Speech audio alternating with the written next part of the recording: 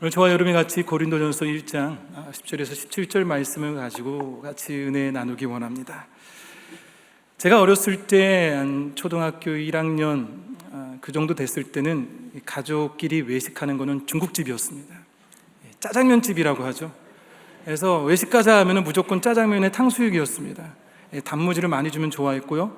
거기에 이제 완두콩이 항상 그때는 있었습니다. 이렇게 해서 맛있게 먹었는데 이제 중학교, 고등학교 되니까 좀 저희 형편이 좋아졌나 봐요. 한 달에 한 번 정도 외식을 나가자고 하니까 이제는 차를 타고 동네나 어디 좀 가까이 집에서 조금 멀은 곳도 가게 됩니다. 저희 가족은 신기하게 외식하러 가자 하고 결정을 안 하고 차에서 결정합니다. 차에서 이제는 벌써 시동을 켜고 떠납니다. 자, 그때부터 자신의 주장들이 생깁니다.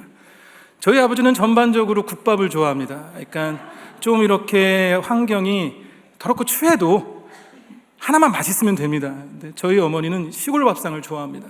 반찬은 6개 이상은 돼야 돼요. 나물들이 많았으면 좋아합니다. 저는 고기를 좋아합니다. 지금도 변함없이 그때도 고기를 좋아해서 고기를 계속 원했습니다. 저희 누님은 패밀리 레스토랑 같은 걸 좋아하죠. 너무나 다릅니다. 너무나 다르니까 이거를 결정하고 합의를 보기 위해서 동네를 몇 바퀴 돌린 적이 있어요. 차를 타고 장소를 정하지 못했어요. 하지만 신기하게도 한 번도 도중에 집으로 간 적은 없습니다. 그는 동일한 목적이 있었거든요. 배고픔. 이 배고픔을 해결하기 위한다는 것은 동일한 목적을 갖고 있었기에, 그리고 또 하나 더 신기했던 것은 가서 다들 맛있게 먹었다는 겁니다. 참 신기해요. 가족끼리도 참 다릅니다. 너무나 다른 것 같아요. 우리 가족이 4명이었는데도 서로가 너무나 다르기에 아무리 같은 뱃속에 태어난 형제들과 자녀들을 보더라도 참 다릅니다. 신기한 것은 자녀들이 속을 썩이거나 힘들어하면은 꼭 나를 닮아서가 아니라 너를 닮아서 이런 말을 합니다. 그러면 당사자는 내가 아니라고 꼭 주장을 하죠. 너무나 다른 것입니다. 심지어 부부도 오랜 세월을 같이 살았음에도 불구하고 참 새롭습니다. 그렇죠? 다릅니다. 하물며 10사람이 모이는 공동체는 어떨까요? 여러분들 가정 안에서 4가정, 5가정이 모이는 목장은 어떨까요? 참으로 다릅니다. 사람들이 모여 사는 공동체는 같을 수가 없습니다. 왜냐하면 10명이 모이면 10명의 마음이, 1000명이 모이면 1000명의 마음이 각각 제각기 따로 움직이기 때문입니다. 그래서 그 다양성이 분쟁과 분열과 오해를 만들기도 합니다. 교회도 마찬가지죠. 교회가 한 20명, 30명 되는 교회는 뜨겁습니다. 뭐가 뜨겁냐? 이슈가 뜨겁습니다. 금방 잘 전해져요. 그러면서 이제 자신의 주장들이 막 오고 가는 불꽃 같은 논쟁들이 이루어집니다.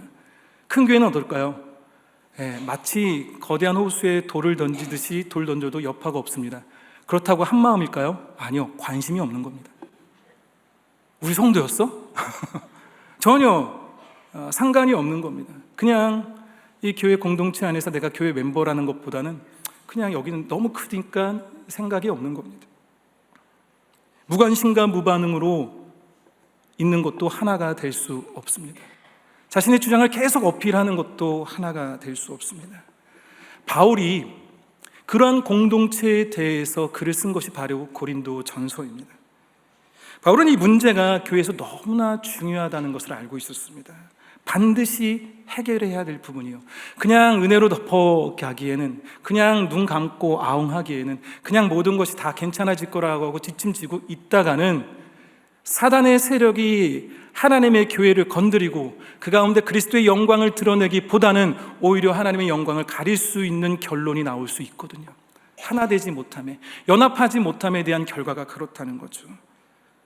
하나님의 나라를 세우는 것을 방해하는 것을 알고 있었기에 고린도 교회는 많은 문제를 갖고 있었고, 그 많은 문제를 해결하기 위해서, 또 답을 주기 위해서 바울이 고린도서를 썼습니다. 우리가 초대교회로 돌아가자고 말을 하잖아요. 근데 실질적으로는 그렇게 말하는 게 아니라 초대교회 본질로 돌아가야 된다고 해야 됩니다. 고린도 교회는 아마 많은 사역자들이 고린도 교회 같은 데를 부른다면 한 40일 금식하고 가야 됩니다. 초대교회도 사람들이 함께 있었기 때문에 부딪힘이 있었고 갈등이 있었고 분열의 마음들이 있었습니다. 그냥 초대교회는 모두 다 좋다고 생각하면 안 됩니다. 자, 그러기에 지금 이 문제가 바울이 단지 고린도 교회만 쓴 것이 아니라는 거죠. 로마서 1장 7절을 보게 되면은 바울이 로마서에 대해서 글을 쓸 때 수신자에 대한 부분이 나옵니다. 구체적으로 언급하죠. 로마에서 하나님의 사랑을 받은 모든 자, 그게 로마서의 수신에 대한 부분입니다. 갈라디아서는 갈라디아 교인들에게 라고 하면서 정확하게 갈라디아서 1장 2절에 말하고 있습니다. 빌립보는 어떤가요? 빌립보도 당연히 그리스도 예수 안에서 빌립보에 사는 성도들에게 라고 하면서 정확하게 바울이 서신서를 쓴 목적, 그리고 그 대상에 대해서 나오고 있다면 바울의 모든 서신서가 그렇거든요. 고린도는 어떤지 한번 봤으면 좋겠습니다. 우리 고린도전서 1장 2절 한번 보여주실래요? 고린도에 있는 하나님의 교회, 곧 그리스도 예수 안에서 거룩하여지고 성도라 부르심을 받은 자들과 또 각처에서 우리의 주, 곧 그들과 우리의 주 되신 예수 그리스도의 이름을 부르는 모든 자들에게. 대상이 두 개입니다. 잘 보시면 접속사가 있죠. 자, 고린도에 있는 하나님의 교회, 곧 그리스도 예수 안에서 거룩하여지고 성도라 부르심을 받은 자들, 고린도 교회입니다. 그리고 각처에서 뭐죠? 모든 교회에서 있는 그곳에서 우리의 주, 곧 그들과 우리의 주 되신 예수 그리스도의 이름을 부르는 모든 자들에게. 자, 그럼 뭐죠? 고린도 교회의 수신자가 어디예요? 고린도 교회뿐만 아니라 믿는 모든 공동체에다가 지금 바울이 쓴 겁니다. 왜 그랬을까요? 이것은 단지 고린도 교회에만 있는 문제가 아니거든요. 그리고 고린도 교회에만 일어날 문제가 아니었거든요. 분명히 함께 모여 있는 공동체에서 일어날 수 있는 일들이 그냥 고린도 교회가 예가 된 겁니다. 그러기에 바울이 고린도 전서를 썼을 때 그 수신자가 고린도 교회뿐만 아니라 믿음의 공동체 모두에게라고 말하고 있는 거죠. 고린도 교회의 특수적인 부분이 뭐가 있었을까요? 왜 그렇게 바울이 걱정을 했을까요? 물론 저와 여러분이 지금 이 고린도 교회에 대한 문제를 제가 간단하게 말하겠지만 여러분들도 그냥 오늘 우리의 현실 속에 있는 교회들이 생각날 겁니다. 이 고린도 교회 교인들은 성찬식을 할 때 먼저 온 사람들이 먼저 음식을 다 먹어버립니다. 뒤에 온 사람들은, 일을 하고 늦게 온 사람들은 먹지 못해요. 그 안에 갈등이 생깁니다. 친교에 대한 분쟁가 있었겠죠. 서로 헐뜯고 언쟁을 벌였습니다. 그들 중 누구는 교회 멤버임에도 불구하고 계모와 동침을 했습니다. 그런데도 교회는 어떠한 거에 대한 답을 안 하고 있습니다. 예언하는 자들과 은사주의자들은 너무나 말이 많았고 자신이 옳다고 얘기하고 있습니다. 그들은 지금 파벌로 갈라져 있습니다. 어떤 이들은 부활을 부인하고 있습니다. 이것이 바로 고린도 여러분들이 전서를 읽어보면 나오는 문제들입니다. 자, 그런데 바울은 그러한 그들에게 뭐라고 말하냐면 그리스도 예수 안에서 거룩하게 되고 그리고 거룩한 성도라고 얘기하고 있죠. 자, 그들에게 하나가 되어야 한다는 것을 계속적으로 강조하고 있습니다. 자, 10절 말씀을 보게 되면 형제들아, 내가 우리 주 예수 그리스도의 이름으로 너희를 권하노니 모두가 같은 말을 하고 너희 가운데 분쟁이 없이 같은 마음과 같은 뜻으로 온전히 합하라. 자, 같은이 몇 번 나와요? 제가 손가락하고 있죠. 봐주세요. 같은이 몇 번 나와요? 3번 나옵니다. 계속적인 강조의 부분이죠. 계속 보여주세요. 그런데 분쟁이란 단어가 나옵니다. 이 분쟁이란 단어가 10절에도 나오고 11절에도 나옵니다. 이거는 헬라어로 에리스라고 말합니다. 이건 뭐냐면 전쟁의 신을 뜻합니다. 전쟁의 신. 전쟁을 왜 합니까? 사랑하기 때문에 합니까? 서로가 분열되었고 다툼이 있기 때문에 하는 거죠. 이 에리스라는 단어를 쓴다는 것은 그냥 조용한 문제가 아니라 큰 문제가 돋아져 있을 때 쓰는 단어입니다. 그래서 심각한 다툼과 분란이 있었을 때 쓰는 분쟁이라는 것을 얘기하고 있죠. 그래서 그런 분쟁을 없이 같은 마음과 같은 뜻으로 온전히 합해야 된다는 것을 얘기하고 있습니다. 그러면서 바울이 곧바로 이어서 얘기하는 것이 이 격렬한, 어떻게 보면 교회 공동체 안에서 이루어지는 이 파벌에 대한 문제로서 한 예를 들고 있습니다. 하나가 되지 못하고 있는 고린도 교회에 바울이 지금 내가 너희들의 얘기를 들었다고 말하고 있습니다. 내 형제들아, 근로의 지편으로 글로에라는 사람을 통해서 너희들이 지금 일어난 일들에 대해서 들었다라는데 그 내용이 뭐냐? 12절 한번 보여주실래요? 내가 이것을 말하거니와 너희가 각각 이르되 나는 바울에게, 나는 아볼로에게, 나는 게바에게, 나는 그리스도에게 속한 자라 한다는 것이니, 우리가 딱 보게 되면 뭐죠? 사람 따라 움직이는 것처럼 보이죠. 나는 바울이 좋아. 바울의 말씀이 너무 좋은 것 같아. 나는 아볼로가 참 좋은 것 같아. 그래도 사도인 베드로 아니야? 뭐 이렇게 생각하면서 얘기할 수 있겠죠. 계속 올려주세요. 그런데 우리가 그냥 여기서 말씀을 덮는 것이 아니라 좀 더 깊이 들어가 보면 또 다른 내용이 있습니다. 이 고린도라는 도시의 역사를 보게 되면 원래 헬라 문화 안에 그리스 공동체에 있었던 부분의 도시죠. 근데 146년, 기원전 146년에 로마가 그리스를 침공하려고 할 때 그리스 안에서 도시들이 동맹을 맺습니다. 그것이 아가야 동맹이에요. 고린도도 또한 이 아가야 동맹을 맺습니다. 근데 철저히 패합니다. 그리고 기원전 146년에 로마에 통해서 고린도가 무너집니다. 성벽도 다 무너져 버립니다. 폐허가 됩니다. 사람들이 산다 해도 많이 살지가 않습니다. 그러다가 기원전 44년, 약 100년이 흐른 후에 카이사르가 이 도시의 지역적 특수적인 부분으로 경제적인 부분들이 있더라고요. 그러니까 이 도시를 다시 건설합니다. 다시 건설하는 거죠. 자, 그래서 이 폐허가 된 고린도 도시가 44년에 다시 지어지면서 어떻게 되냐? 헬레니즘 문화가 강한 도시들이었지만 주를 이루는 것이 로마인입니다. 왜냐하면 로마가 세웠기 때문에, 원래부터 전통이 무너졌기 때문에, 로마인들이 세웠기 때문에 로마에 대한 되게 기대감과 로마를 상당히 좋아합니다. 하지만 그 지역이 어디죠? 헬레니즘 문화 속에 있는 그리스 지역이죠. 그리스 사람들도 살고 있었습니다. 더 나아가서 바울이 열심히 사역하는 가운데 회당을 들어갔다고 하죠. 디아스포라인 유대인들도 살고 있었습니다. 자, 볼게요. 바울이 태어났을 때 어떤 시민권자죠? 로마 시민이죠. 나는 바울에게. 아볼로는 그리스 사람입니다. 나는 아볼로에게. 게바는 유대인이죠. 사도죠. 나는 게바에게. 자, 이 뜻은 뭐냐? 단지 사람을 좋아한 것이 아니라 내가 좋아하는 연에 대해서 부분으로 붙여 있는 겁니다. 바울이 아닌 다스는 다른 로마 사람이 있었으면 나는 그 사람에게 해요. 게바가 아니라 사도 요한이 왔으면 나는 요한에게 라는 거죠. 이건 사람대로 움직이는 것이 아니라 그 지역 안에서, 그 도시 안에서 흐르는 로마, 헬라, 유대인에 대한 어떠한 흐름에 대한 부분이 교회에도 동일하게 있었다는 겁니다.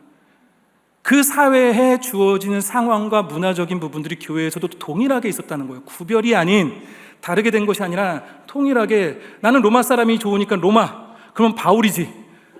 그래도 우리는 그리스 문화니까 나는 아볼로, 나는 게바라는 거 얘기하는 겁니다. 자, 그런 것 가운데에서 지금 또 하나가 나오죠. 나는 그리스도. 참 아이러니하죠. 한국에서 교단이 나눠질 때 예수교와 기독교가 싸운다고 하잖아요. 나는 그리스도라고 말하고 있습니다. 그리스도파라는 거죠. 네, 이 파가 더 무섭습니다. 뭐냐? 너희들 하는 짓이 웃겨요. 너희들 하는 것이 너무 유치해. 난 너희들과 함께 못하겠어. 너희들은 기도도 안 해. 너희들은 이것 때문에 이게 우선이니? 기도도 못하고 예배도 못 드리는, 하면서 교회에 대한 불만을 얘기합니다. 이들이 더 무서운 건 뭐냐면은 설교를 전하는 사역자들을 위해서 기도하기보다는 설교를 전하는 사역자를 구원받게 해달라고 기도할 수 있다는 거죠. 철저히 나는 너희들과 달라 하면서 또 다른 파가 생겼다는 거죠. 이게 얼마나 교회에서 심각한 문제인지를 여러분들이 알게 됩니다. 오늘날 많은 교회와 공동체도 이러한 갈등 안에서 자유롭지 못합니다. 분명히 동일하게 그리스도를 믿지만 동일하지 않은 마음들과 똑같은 생각들이 아닌 다른 생각으로 이루어진 갈등들 속에서 서로 자기 주장이 맞다고 말합니다. 교회가 어떻게 해야 하고 어디로 가야 하고 어떤 부분을 선택해야 되는지 각각 1000명이 모이면 1000명의 생각이 있다는 거죠. 서로가 맞는 것 같기도 하고 서로의 주장이 다 그럴듯합니다. 제가 성도님들과 얘기 나누거나 아니면 다른 분들과 얘기할 때 다 이유가 있고 다 이해가 됩니다. 그럼 어떻게 이것을 연합으로 이룰 수 있을까요? 어떻게 너는 나와 달라 해서 우리가 하나가 되어서 같은 마음으로 같은 생각으로 하나님의 영광을 위해서 움직이는 가정이 되고 목장이 되고 교회가 될 수 있을까요? 자, 이것을 바울이 계속적으로 얘기하고 있습니다. 무엇으로 할 수 있냐, 무엇으로 합할 수 있냐, 두 가지로 얘기하고 있어요. 첫 번째로는 따라해 볼까요? 십자가라는 은혜. 십자가라는 은혜로 얘기하고 있습니다. 13절을 보게 되면 그리스도께서 어찌 나뉘었느냐, 바울이 너희를 위하여 십자가에 못 박혔으며 바울의 이름으로 너희가 세례를 받았느냐 말합니다. 계속 올려주세요. 바울은 지금 자신이 오직 그리스도와 가이오밖에 세례를 주지 않았다고 말합니다. 그러면서 더 나아가서 스데바나에 생각난 거예요. 아, 내가 스데바나에게도 줬지 하면서 의식의 흐름 가운데 글을 쓴 겁니다. 아, 내가 스데바나에게도 그 세례를 줬다라고 말하죠. 그러면서 뭐라고 말하냐? 바울이 십자가에 못 박혔느냐? 바울의 이름으로 세례를 받았느냐라는 거예요. 자, 여러분에게 물어보겠습니다. 여러분들이 제 말을 듣고 답하셨으면 좋겠어요. 여러분의 죄를 위해서 누가 죽으셨습니까? 여러분은 누구의 이름으로 세례를 받으셨습니까? 그거예요. 바울이에요? 아니라는 거죠. 좀 더 들어가 보게 되면은 아까는 뭐죠? 나는 바울, 나는 아볼로, 나는 게바였어요. 단수입니다. 그런데 너희는 말 때 복수예요. 그럼 우리들이 연합해서 할 수 있는 게 뭐예요? 네, 그리스도라는 거죠. 아멘? 여러분이 누구한테? 그리스도의 이름으로 세례를 받았잖아요. 아닌 사람 손 들어보세요. 심각합니다. 없죠. 여러분의 죄를 위해서 누가 십자가에 돌아가셨어요? 네, 만약 아니면 진짜 심각합니다. 우리는 동일한 은혜가 있다는 거예요. 그것이 뭐냐? 십자가의 은혜, 그리스도라는 겁니다. 바울은 말합니다. 고린도 교회 교인들은 십자가를 중심으로 연합한 공동체라는 걸 잊지 말라고. 그 이름 속에서 여러분들은 세례를 받았다는 것을 잊지 말라고 말합니다. 자, 그러면서 17절에 이렇게 말하고 있죠. 그리스도께서 나를 보내심은 세례를 베풀게 하려 하심이 아니요 오직 복음을 전하게 하려 하심이로되 말의 지혜로 하지 아니함은 그리스도의 십자가가 헛되지 않게 하려 함이라. 자, 세상의 지혜와 하나님의 지혜가 있다는 거예요. 오늘날도 마찬가지입니다. 세상의 정보와 바뀌지 않는 성경의 지혜가 있다는 겁니다. 그걸 견주고 있는 거예요. 그래서 바울이 말하는 게 뭐냐? 나는 너희들에게 복음을 전할 때 나의 능력으로, 나의 수사학적인 방법으로, 나의 웅변의 실력으로, 내가 갖고 있는 정보력으로, 내가 갖고 있는 지식으로 어떻게든 너희들이 끌리게 해서 복음을 전한 것이 아니라 순수하게 예수 그리스도의 복음만을 전했다. 그 안에 능력이 있었다. 그 안에 너희들이 예수 그리스도를 믿었다. 나의 실력이 아닌 오직 그리스도의 복음, 십자가만이 너희들이 예수 그리스도를 믿게 되었다고 말하고 있습니다. 자, 그러기에 바울이 회당에 들어가거나 시장에 있거나 아니면 복음을 전할 때 어느 곳에 있거나 토론장에 섰을 때도 그들이 원하고 그들이 인정하고 그들이 들을 법한 얘기를 한 것이 아니라 그 안에서도 다른 사람이 볼 땐 미련해 보이지만, 다른 사람은 무식해 보일 수도 있고 요즘 시대에 안 맞는 트렌드라고 생각할 수 있지만 그럼에도 불구하고 복음의 능력을 믿었기에 십자가의 도를 전했다는 사실입니다. 그리고 바울이 그걸 경험했고 지금도 경험하면서 그 사역을 감당할 때 너희들이 하나 될 수 있는 것은 세상의 지혜가 아니라는 거예요. 너희들이 하나가 될 수 있는 것은 세상적인 방법론이 아니라는 겁니다. 오직 그리스도의 그 십자가의 보혈의 은혜만이 너희를 하나로 만들 수 있다고 말하고 있습니다. 자, 두 번째로 연합할 수 있는 것을 뭐라고 말하냐면은 하나님의 지혜, 성령님을 통해서라고 말하고 있습니다. 바울이 계속적으로 2장을 통해서 이어서 하는 말씀이 뭐냐? 지금 그곳에서 사역을 할 때 지혜로운 말이 아니라 성령의 나타내심과 능력으로 전한다고 말해요. 사람의 영으로 이루어진 말은 그 사람이 아무리 위대하고 뛰어나다 해도 그 사람이 죽으면 끝입니다. 근데 하나님의 영은 끝이 없습니다. 위대하십니다. 그 영이 결국에 어떻게 되냐? 하나님과 교통되어지고 하나님이 보내신 아들 예수 그리스도와 이어지면서 계속적으로 우리에게 하나님의 뜻을 전하는 하나님의 영이라고 삼위일체적인 부분을 얘기하고 있습니다. 자, 그래서 2장 10절을 한번 볼까요? 2장 10절과 11절에 이렇게 말합니다. 오직 하나님이 성령으로 이것을 우리에게 보이셨으니 성령은 모든 것 곧 하나님의 깊은 것까지도 통달하시니라. 사람의 일을 사람의 속에 있는 영 외에 누가 알리요? 이와 같이 하나님의 일도 하나님의 영 외에는 아무도 알지 못하느니라. 세상적인 지혜로는 하나님의 영에 다가갈 수 없다는 걸 말합니다. 자, 그러면서 이어서 13절, 14절을 보게 되면은 우리가 이것을 말하거니와 사람의 지혜가 가르친 말로 아니하고 오직 성령께서 가르치신 것으로 하니 영적인 일은 영적인 것으로 육체 속에 sak한 사람은 하나님의 성령의 일들을 받지 아니하나니 이는 그것들이 그에게는 어리석게 보이며 또 그는 그것들을 알 수 없나니 그러한 일은 영적으로 분별되기 때문이라. 믿음의 공동체가 하나가 될 수 있는 것은 세상적인 방법이 아닙니다. 세상을 생각할 수 있는 지혜가 아니라는 거죠. 결국 뭐냐? 영적으로 분별되어진 하나님의 음성을 듣고 그 뜻대로 순종해야만 교회가 올바르게 그리스도의 영광을 드러낼 수 있는 공동체가 된다는 겁니다. 아멘? 저와 여러분이 그러한 연합의 마음을 가져야 됩니다. 근데 우리는 어떻습니까? 믿는 자로서 예수 안에서 거룩하여지고 성도라고 부르심을 받았고 예수 그리스도의 이름을 부르고 있는 이 공동체 안에서 저와 여러분은 어떻습니까? 많은 행사도 우리를 하나로 만들 수 없습니다. 많은 팜플렛도 우리를 하나로 만들 수 없습니다. 우리에게 주어진 표어도 우리를 하나로 만들 수 없습니다. 왜요? 여러분들 표어가 뭐죠? 이러시거든요. 생각이 안 나. 그런 분들이 분명히 있을 거라고 저는 생각합니다. 아무리 표어를 만들어도 우리는 하나가 될 수가 없습니다.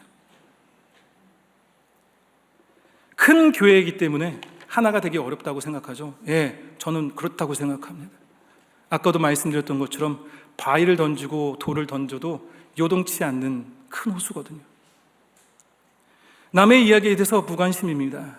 우리 찬양대만 잘하면 됩니다. 우리 선교위원회만 잘하면 됩니다. 우리 신앙위원회만 잘하면 됩니다. 우리 목장만 건강하면 됩니다.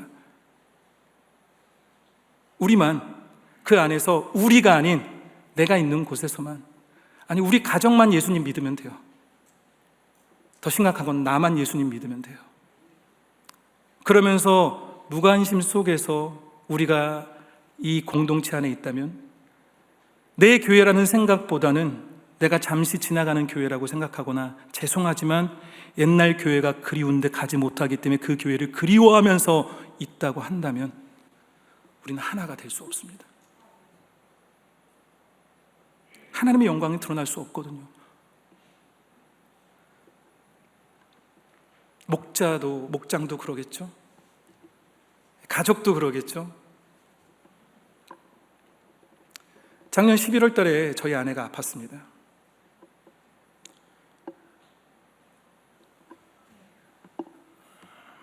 지금도 치료 과정이 있습니다.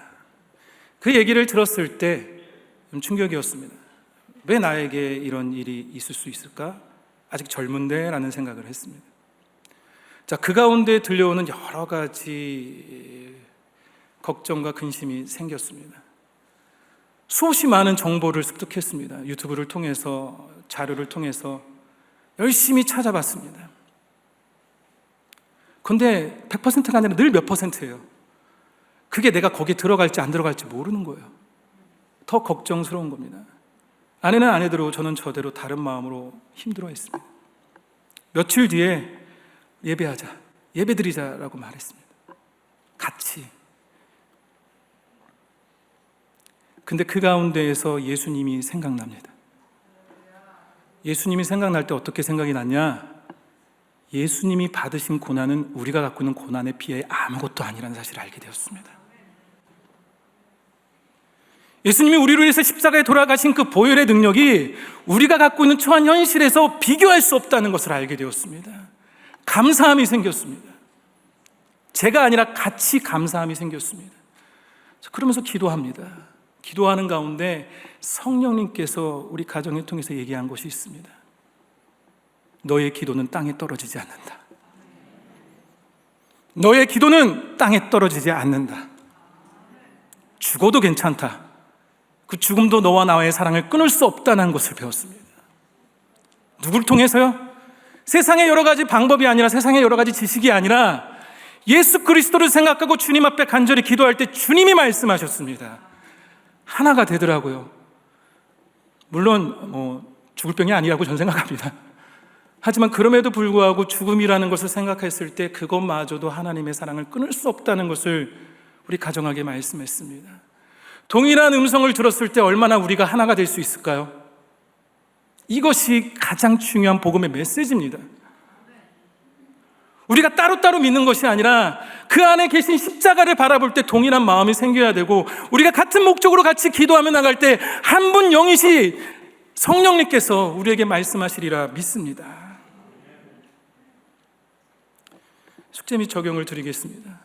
오늘 한 주간의 삶을 살아가면서 고린도전서 1장과 3장을 깊이 한번 묵상해 보셨으면 좋겠어요. 그 가운데 함께 모이는 예배와 기도를 소중히 여기시기 바랍니다. 아멘. 이렇게 큰 교회일수록 같은 음성을 들으려면 어떻게 해야 돼요? 같이 예배 드려야 돼요. 같은 메시지를 들어야 됩니다. 근데 같이 중보 기도 모임을 갖지 않으면 소용이 없습니다. 여러분들 목장 안에서 기도 제목 나누고 카톡으로만 나누지 마시고 모여서 20분이고 같이 한번 기도해 보세요. 그 안에 역사하신 하나님의 능력을 경험하는 목장 되리라 믿습니다. 가정 안에서 힘들어 하십니까? 가정의 재단을 같이 쌓으세요. 기도하세요. 모이기를 힘쓰세요. 여러분들의 한 주간의 삶 가운데 내가 어떻게 이 교회 공동체 안에서 모임을 갖고 예배를 소중히 하고 예배를 회복시킬까? 제가 말씀드렸죠. 아무리 어떤 표어도 우리를 하나 되게 할 수 없지만 예배의 회복은 우리를 하나 시킬 수 있습니다. 그 믿음을 갖고 여러분들이 예배의 회복을 시켜야 됩니다. 두 번째로 생각할 것은 나를 다스리는 예수님이 아니라 우리를 다스리는 예수님으로 모든 상황을 보시기 바랍니다. 두세 사람이 모인 곳에 그들과 함께 있다. 우리 하나님, 그 우리의 하나님을 생각하면서 우리의 하나님이 다스린다는 생각을 하면서 나갈 때 우리의 시각이 달라질 겁니다. 우리의 영적인 눈이 달라질 겁니다. 우리의 순종의 범위가 달라질 겁니다. 세 번째로는요, 저와 여러분의 삶에 놓여있는 문제와 관련해서 성령님의 인도하심을 바라는 기도를 갖기 바랍니다. 아멘. 주님께서 말씀하십니다. 오늘 바울이 말했던 것처럼 성령님께서 세상에 줄 수 없는 참된 지혜를 갖고 우리에게 주어진 합당한 말씀을 전하리라 믿습니다. 중요한 것은 여러분들이 기도 안 하면, 여러분들이 사모하지 않으면 아무리 두드려도 그것을 못 듣습니다. 간절한 마음으로 예배를 드리시고 그 안에 기도하시는 가운데 성령님께서 여러분의 삶을 터치하실 것이고, 여러분과 함께하는 가정을 터치하실 것이고, 여러분이 함께 섬기는 목장을 터치하실 것이고, 저와 여러분이 함께하는 이 교회를 역사하시리라 믿습니다. 그 말씀이 바로 복음입니다. 말씀대로 살아가는 저와 여러분들이 간절히 축원합니다. 기도하겠습니다. 감사합니다. 주님, 오늘 주어진 말씀 그대로 살아가기 원합니다. 우리도 참 많은 분열이 있습니다. 다른 마음들이 있습니다. 다른 생각들이 있습니다. 그것을 하나로 만들기에는 너무나 많은 시간과 너무나 많은 에너지가 필요합니다. 그것이 인간적인 생각이라면 우리 임마누엘 교회는 예배가 회복되길 소망합니다. 예수 그리스도 한 분으로 다스리는 예배를 드리길 원합니다. 오직 성령님께서 주관하시는 음성을 듣기를 사모하면서 기도하는 공동체 되기 원합니다. 그러므로 이 지역 가운데 하나님의 복음에 합당한 모습을 드러낼 수 있는 귀한 주님의 교회 되게 하여 주시고, 목장 되게 하여 주시고, 가정 되게 하여 주시옵소서. 예수 그리스도 이름으로 기도드렸습니다. 같이 일어나서 찬양하겠습니다.